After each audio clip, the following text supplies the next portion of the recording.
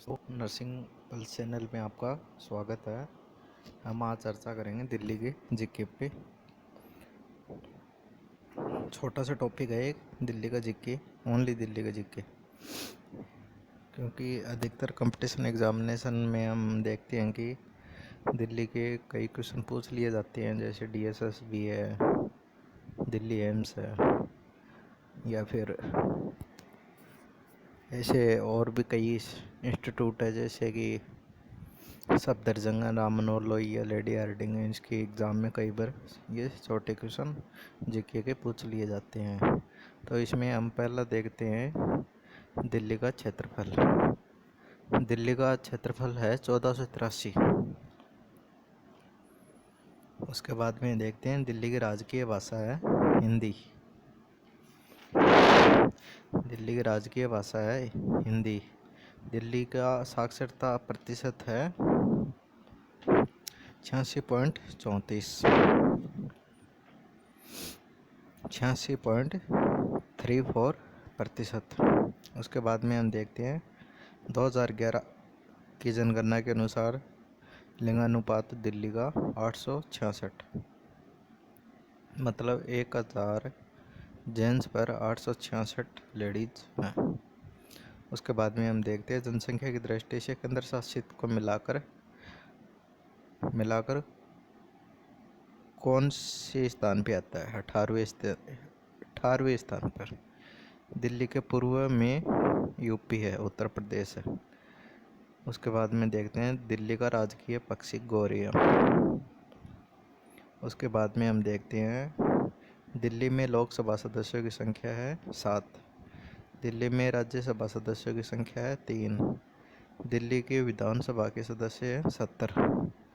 दिल्ली में जिलों की संख्या है 11।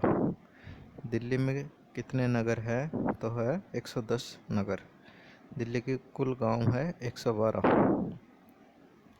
दिल्ली का नाम राजा ढिल्लू से पड़ा, जो कि सूर्यवंशी था। उसके बाद में देखते हैं दिल्ली को विधिवत रूप से किसने बसाया? तो तोमर राजपूतों ने 736 ईस्वी में बसाया था।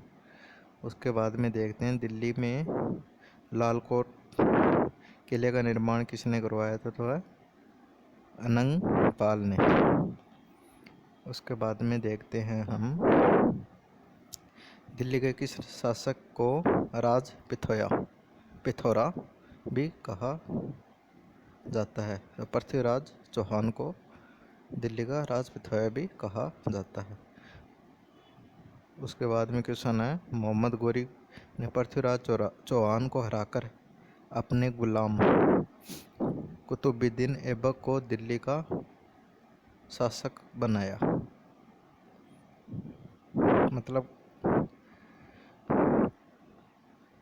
मोहम्मद गोरी, जो कि एक ये काबुल का रहने वाला था, काबुल की तरफ की, उसने इंडिया पे आक्रमण किया और राजस्थान में पृथ्वीराज चौहान को हराकर अपने साथ में लाया। एक गुलाम कुतुबुद्दीन ऐबक को दिल्ली का शासक बनाया। कुतुबुद्दीन ऐबक ने दिल्ली में कुतुब मीनार का निर्माण करवाया। कुतुबुद्दीन का निर्माण करवाया तथा बचा हुआ कुतुब मीनार का निर्माण कुतुबुद्दीन के दामाद इल्तुतमिश ने पूरा करवाया। उसके बाद में देखते हैं दिल्ली के गुलाम वंश का शासन 1206 से 1290 ईस्वी में था। यह सल्तनत काल में आता है गुलाम वंश। उसके बाद में देखते हैं दिल्ली के तुगलक वंश का अंतिम शासक नसीरुद्दीन मोहम्मद शाह है। यह दिल्ली का तुगलक वंश का अंतिम शासक था। मतलब उसके बाद में देखते हैं गुलाम वंश।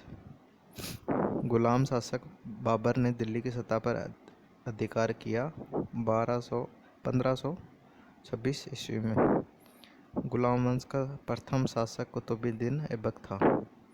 मोहम्मद गोरी का गुलाम था, जो कि दिल्ली के किस शासक को लॉक बख्श कहा जाता है? कुतुबुद्दीन ऐबक को लॉक बख्श कहा जाता है।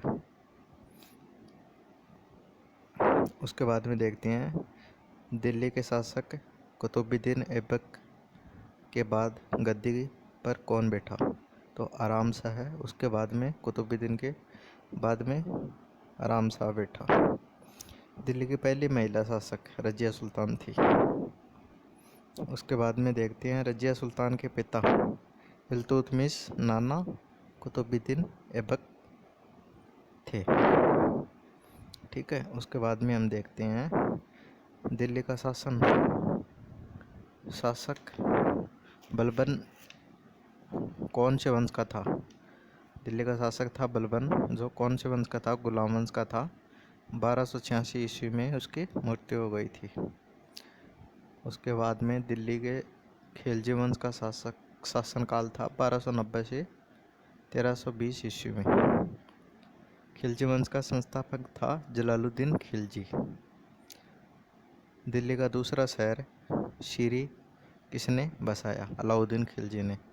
दिल्ली में खिलजी वंश के अंत के बाद में कौन सा वंश आया था, तो है तुगलक वंश। तुगलक वंश का संस्थापक था गयासुद्दीन खिलजी। दिल्ली के किस शासक को तुगलकाबाद शहर बसाया, तो इसमें है गयासुद्दीन खिलजी। किस शासक ने दिल्ली में सोने चांदी के स्थान पर तांबे के सिक्के चलवाए थे, तो वो था मोहम्मद तुगलक। उसके बाद में तोमर लंग, जिसको लंगड़ा भी कहा जाता है, ने दिल्ली पर आक्रमण किया था 1398 ईस्वी में। दिल्ली के सैयद वंश कब आया, तो 1414 से 1450। दिल्ली में लोधी वंश के संस्थापक थे बहलोल लोधी, जो कि सल्तनत काल के अंतिम प्रकार का अंतिम ये वंश था लोधी वंश। इसका संस्थापक था बहलोल लोधी। 1526 ईस्वी में इब्राहिम लोधी को हराकर दिल्ली और आगरा का अधिकार कर लिया बाबर के द्वारा। बाबर की मृत्यु के बाद में दिल्ली पर गद्दी पर कौन बैठा, वो था हुमायूं। बाबर का मकबरा कहाँ पे है, तो वह है दिल्ली में। दिल्ली में इंद्रप्रस्थ के खंडरों पर दीनपनाह नगर किस राजा ने बसाया था, वो था हुमायूं। सन 1562 ईस्वी में किस शासक ने युद्ध बंदियों को मुसलमान बनाना बंद कर दिया, वो था अकबर।